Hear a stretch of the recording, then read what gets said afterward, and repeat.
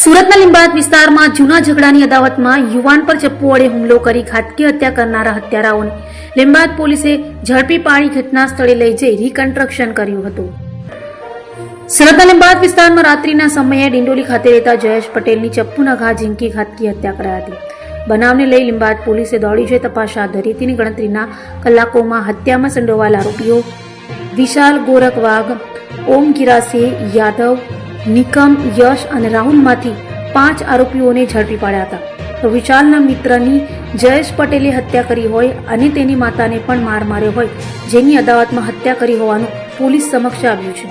હાલ આરોપીઓને ઝડપી પાડી લીંબાયત પોલીસે બનાવની જગ્યાએ લઈ જઈ ઘટનાનું રિકન્સ્ટ્રક્શન કરાવ્યું હતું.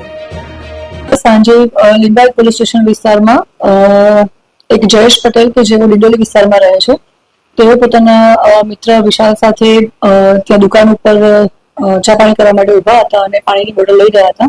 એ અરસામાં જે આરોપી છે વિશાલ ગોરખ, ઓમ ગિરાસે, વેદાંત નિકમ, ગૌરવ જાદવ, યશ ઉર્ફે ઈશુ અને રાહુલ ખેમાર કે જેઓ ત્યાંથી પસાર થઈ રહ્યા હતા અને આ જયેશ પટેલ છે એ અગાઉ મર્ડરના ગુનામાં આરોપી રહી ચૂક્યા છે.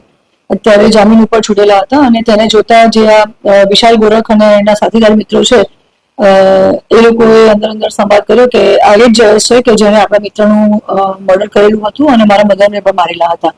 એ વખતે ત્યાં ઉભા રહી અને બોલાચાલી થતા આ ઉગ્ર બોલાચાલી થઈ અને જ્યારે ઉગ્ર બોલાચાલીમાં વિશાલ ગોરખ જે છે એને પોતાની પાસે રહેલું ચપ્પુ આજે મરણ જનાર જયેશ પટેલને મારી દેતા છાતીના ભાગે ઈજા થઈ હતી.